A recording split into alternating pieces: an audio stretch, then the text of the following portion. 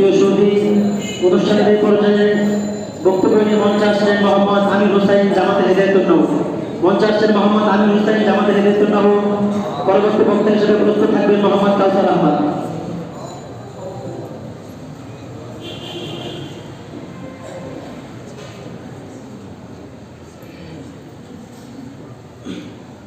السلام عليكم ورحمة الله وبركاته. نحمده ونصلي على رسوله الكريم. أما بعد أعوذ بالله من الشيطان الرجيم. بسم الله الرحمن الرحيم.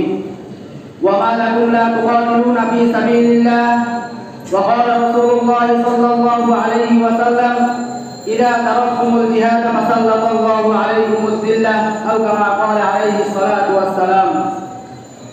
ঐতিহ্যবাহী জামিয়া ইসলামিয়া মাদ্রাসার আহমদ ওয়া ছাত্রছাত্রীরা কর্তৃক আয়োজিত বার্ষিক বক্তৃতা সেমিনারের সম্মানিত সভাপতি, বিজ্ঞ বিচারক মণ্ডলীর সুদক্ষ পরিচালক, আমার প্রাণপ্রিয় আসিদায়ে কেরাম এবং আজকের সুধী, আপনারা সকলে অবগত আছেন যে আজকে আহমদ ওয়া ছাত্রছাত্রীদের পক্ষ থেকে যে বিষয়বস্তু নির্ধারণ করা হয়েছে তা হলো দেশে মুসলিম নির্যাতন উত্তরণের পথ ও উপায়।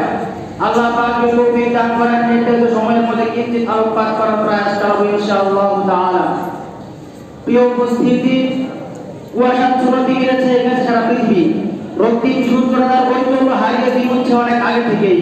বিশ্ব মানচিত্রে নেমে এসেছে ঘোর অমানুষার ঘনঘটা। মুসলিম উম্মাহের জীবন আকাশে বইছে হতাশার কারণে। মুসলিমের তাজা রক্তে রঞ্জিত হচ্ছে মুসলিম ভূখণ্ড। কালনাগিনী বিষাক্ত ছোবলে যাত্রা হচ্ছে হাজারো নিষ্পাপ দেহ। মাসিক থেকে মাগরিব সীমা থেকে যুবক এমন কোনো মুসলিম ভূখণ্ড নেই যেখানে আমার পেয়ারা নবীর পেয়ারা উম্মতের লাশের বন্যা বইছে না। মুসলমানের রক্ত ঝরছে, আরাকানের রক্তের স্রোত বইছে, কাশ্মীরের রক্ত সাগরে ভাসছে, ফিলিস্তিন গোটা বিশ্ব আজ মুসলমানের রক্তে রঞ্জিত। মুসলিম জনপদগুলো থেকে বেশি আসছে মুসলিমের ফরিয়াদ, নির্যাতনের কান্না, আবার বৃদ্ধ বনিতার করুণ আত্মচিৎকার।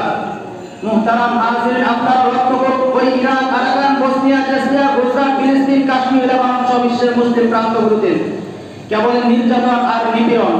বর্বর ইসরায়েলের নির্যাতনের ধাবা ফিলিস্তিনের পবিত্র ভূমিতে বিগত 50 বছরে 80,000 মুসলমানকে শহীদ করেছেন। লাশগুলো পর্যন্ত বুলডোজার দিয়ে মাটির সাথে মিশিয়ে দেওয়া হয়েছে। কামানের গোলায় আজ ভেঙে খান খান হচ্ছে আমাদের জনপদ। পবিত্র মসজিদ, মাদ্রাসা সহ ধর্মীয় স্থাপনা সমূহ মায়ানমারের মুসলিমরা আজ নিজ মাতৃভূমিতে পরাধীন। আরাকানের কান্না আজ ঘুরে দিচ্ছে পাহাড় থেকে পাহাড়ে, বন্দর থেকে বন্দরে। রোহিঙ্গাদের নিয়ে আশঙ্কা বাইরা উল্লাসে মেতে উঠেছে। যে দেখো ওই কাশ্মীরের দিকে, সেখানকার মুসলমানদের আত্মনাদে আল্লাহর আকাশ বাতাস বাড়ি হয়ে উঠেছে। কাশ্মীরের জিরার মধ্যে রক্তের স্রোত বইছে।